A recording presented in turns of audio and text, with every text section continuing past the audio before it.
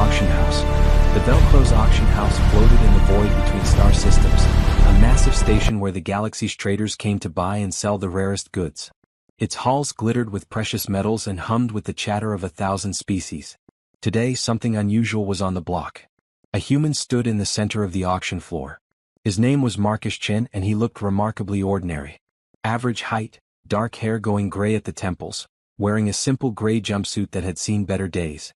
He carried a single metal case no bigger than a lunchbox, and he smiled politely at the crowd of alien merchants who stared at him with everything from curiosity to contempt. Humans were still new to the galactic community. Only 30 years had passed since they'd figured out faster-than-light travel and stumbled into the wider universe.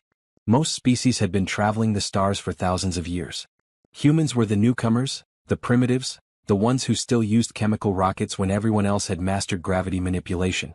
The auctioneer was a Thex, a towering creature with 4 arms and skin like polished stone.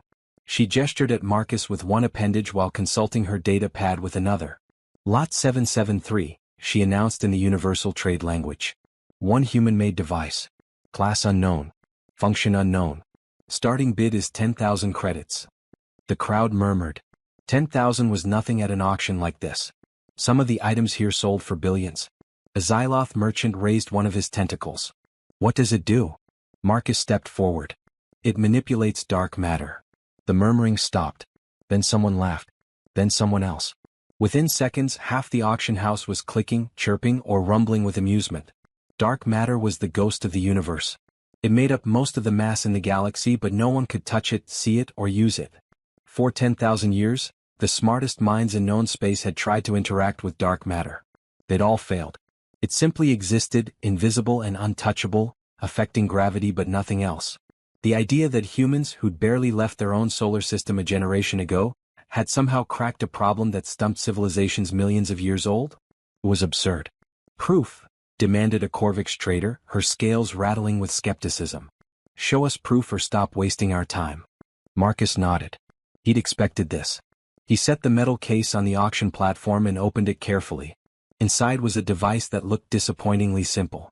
A black sphere about the size of a fist, sitting in a nest of wiring and small glowing panels. I'll need volunteers, Marcus said.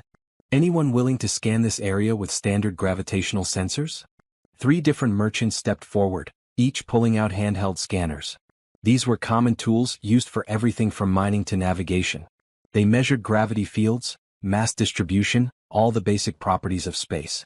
The merchants scanned the area around Marcus. Their scanners showed exactly what physics said they should show. The mass of the station, the mass of the people nearby, the gentle curve of spacetime that came from being near a large structure. Marcus touched a control on his device. The black sphere began to glow with a faint blue light. The merchant's scanners went wild. Suddenly, according to the sensors, there was a massive object right in the center of the room. Not huge but dense. The gravitational readings spiked, showing something with the mass of a small asteroid compressed into a space barely larger than the device itself. But there was nothing there. Nothing visible. Nothing they could touch or detect with any other instrument. Dark matter concentration, Marcus explained calmly. The device creates a localized field that draws dark matter particles into a specific area and holds them there. Right now, there's approximately 200 tons of dark matter suspended in a 3-meter sphere around us. He touched another control. The scanners returned to normal. The invisible mass vanished. We can't make it visible, Marcus continued. We can't make it solid. But we can move it. We can concentrate it. We can use it to create artificial gravity wells, redirect objects in space, or shield against gravitational weapons. The auction house had gone completely silent. The Thex auctioneer recovered first. The bidding is now open, she said, her voice shaking slightly. 10,000 credits to start. 1 million, said a voice from the back. It was a corporate representative from the Helix Syndicate, one of the largest manufacturing consortiums in the galaxy. 5 million, countered a military procurement officer from the Drath Empire. 10 million, said someone else. Marcus watched the numbers climb. 50 million. 100 million. 200 million. The device wasn't even the best model his team had built. It was essentially a demonstration unit, something they'd thrown together to prove the concept worked. Back on Earth, in a laboratory that had once been a converted warehouse in Seattle, Marcus's colleagues were building devices that could do far more. Devices that could move dark matter across light years. Devices that could create gravitational shields strong enough to deflect asteroid impacts. Devices that might, eventually, allow for forms of travel and communication that the galaxy had never imagined. But Marcus didn't mention any of that. He just stood quietly watching the aliens bid against each other and smiled his polite smile. Humans had learned something important in their short time among the stars. Everyone underestimated them. Everyone assumed that because humans were new, they were primitive, backward, limited. That assumption was worth more than any device Marcus could sell. The bidding reached 500 million credits before it finally stopped. The delegation. 3 days after the auction, Marcus Chin received a visitor at his hotel suite on the Velcro station. The door chimed, and when he opened it, he found himself facing a delegation of 5 aliens representing some of the most powerful factions in the galaxy. The leader was Ambassador Thrall, a Corvix whose bronze scales had been polished to a mirror shine. Behind her stood representatives from the Drath Empire, the Helix Syndicate, the Academic Collective, and one independent observer from the Galactic Council itself. "Mr. Chin," Thrall said, her voice carefully neutral. "We need to talk." Marcus had been expecting this. He gestured them inside and offered seats, though only the Academic Collective representative, a small fuzzy creature named Pip, actually sat down. The others remained standing, which Marcus recognized as a power play. "How did you do it?" Thrall asked, dispensing with pleasantries. "How did humans solve dark matter manipulation in 30 years when we've been trying for millennia?" Marcus poured himself a cup of coffee from the suite's beverage maker. "We didn't solve it in 30 years, he said. "We solved it in about 18 months. And we weren't really trying." The Drath military officer, a massive creature with 6 legs and armor-plated skin, made a sound like grinding rocks. "Explain." "It was an accident," Marcus said simply. A physics graduate student named Sarah Okonkwo was working on her dissertation about quantum field interactions. She was running simulations on exotic particles, trying to model how they might behave under extreme conditions. One of her simulations predicted that under very specific circumstances, you could create a temporary field that would interact with dark matter particles. She thought it was a bug in her code. "And it wasn't," Pip said quietly from his chair. "No. She built a test apparatus just to prove the simulation was wrong. Instead, she proved it was right." Marcus sipped his coffee. "The funny thing is, she almost threw out the results anyway. She thought her equipment was malfunctioning because the readings didn't make sense according to the standard models we'd been taught." Thrall's scales rippled with what might have been frustration. "The standard models are based on 10,000 years of research by the finest minds in the galaxy." "Yes," Marcus agreed. "And that's exactly the problem." He set down his coffee and walked to the suite's window, which showed the vast starfield beyond the station. "When we joined the galactic community, everyone was very generous. You shared your science with us. Your physics, your mathematics, your understanding of how the universe works. We learned faster than light travel from you. Gravity manipulation. Energy weapons. All the fundamental technologies that every civilization uses. We welcomed you as equals," the Helix Syndicate representative said. "It was a being that looked like animated liquid metal. We gave you the knowledge that took us millions of years to develop."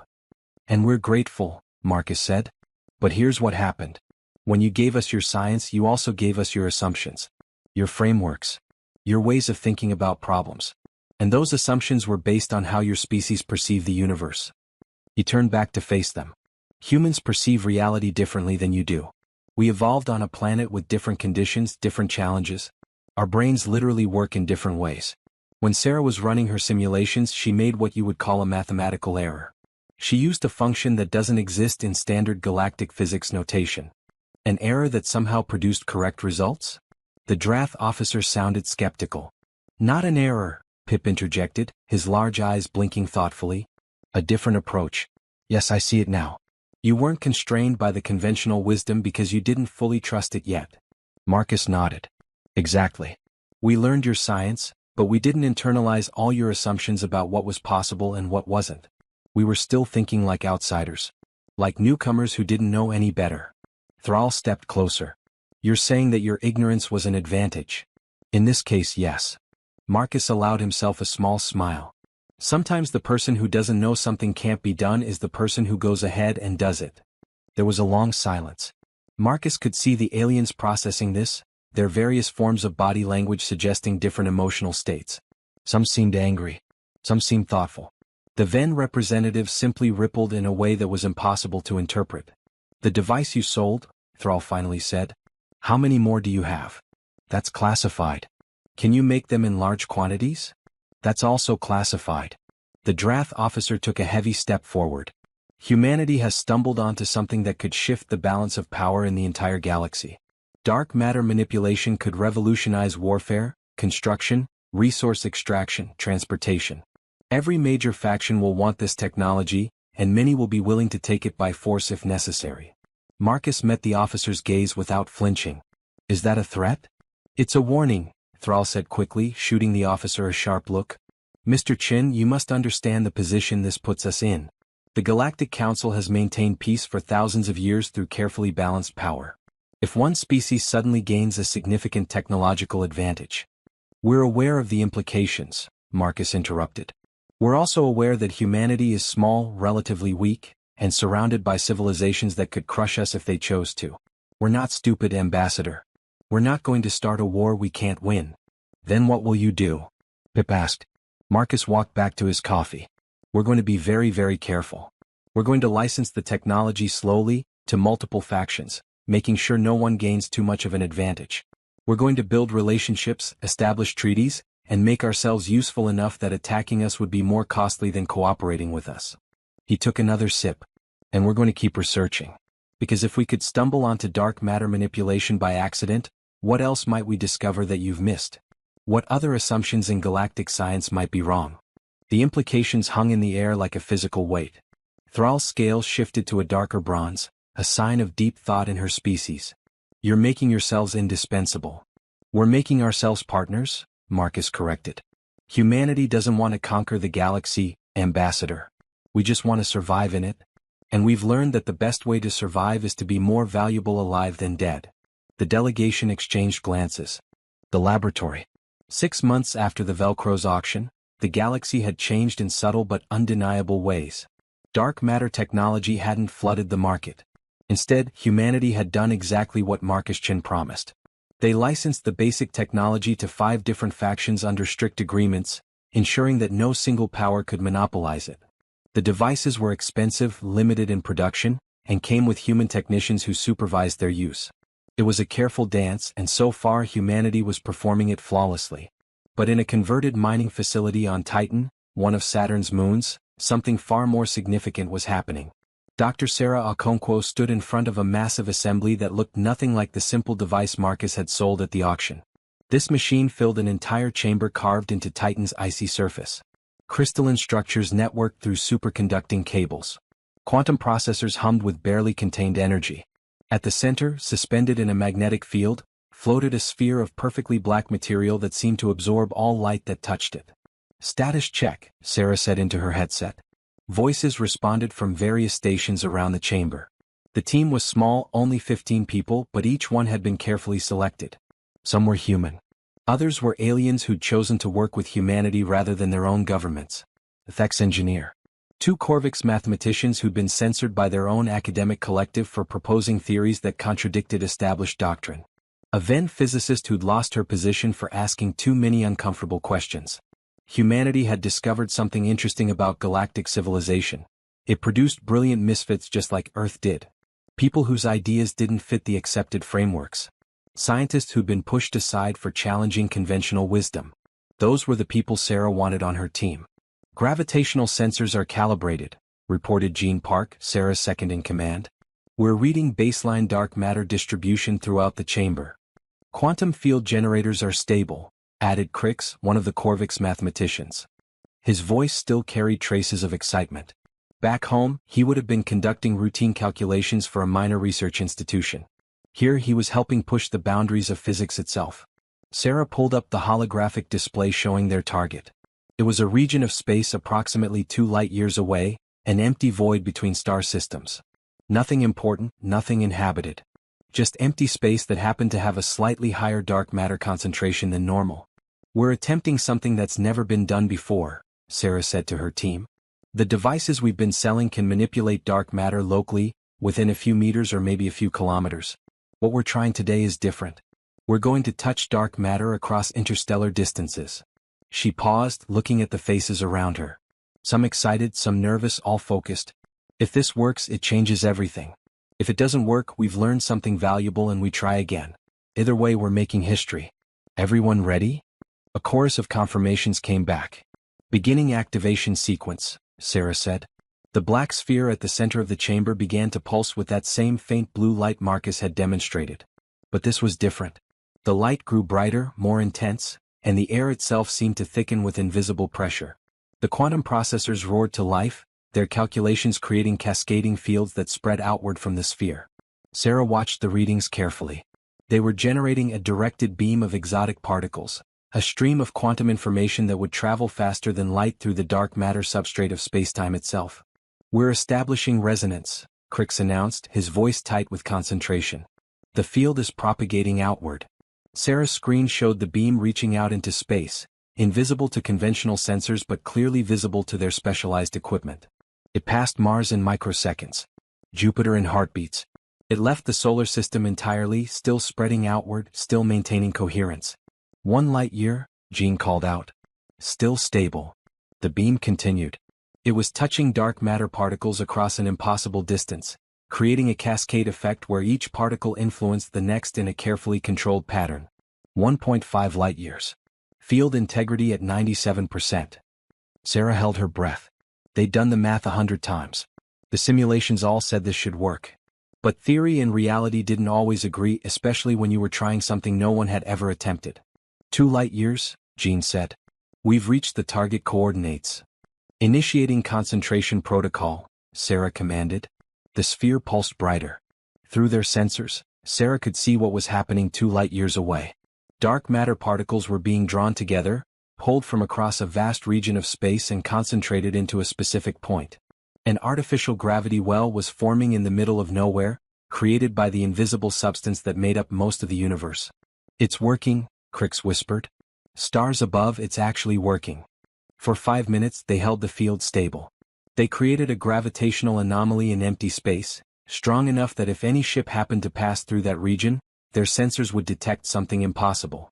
A concentration of mass that didn't correspond to anything visible. Then Sarah gave the order to shut it down. The sphere's light faded. The quantum processors quieted. The dark matter they'd been manipulating 2 light years away dispersed back into its natural distribution, leaving no trace that anything had happened. The chamber was silent for a long moment. Then someone started clapping.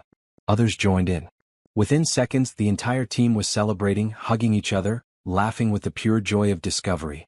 Sarah allowed herself a smile, but her mind was already racing ahead. If they could manipulate dark matter across interstellar distances, what else could they do? Could they create artificial gravity wells to assist space travel? Could they use dark matter as a communication medium, sending information across the galaxy instantaneously? Could they build structures in space using dark matter as the foundation, invisible cities floating in the void? The possibilities were staggering. Dr. Okonkwo, a voice said in her headset. It was Admiral Zhang calling from Earth's Space Command. We've been monitoring your test. Congratulations on the successful demonstration. Thank you, Admiral. I need you to understand something, Zhang continued, his voice serious. What you've just done. Every major power in the galaxy is going to want it. And not all of them are going to ask nicely. Sarah looked at her team, at the brilliant misfits who'd helped her achieve the impossible. I understand, sir. What are your orders? Keep working, Zhang said. But be ready. The galaxy is about to get very interested in what happens on Titan.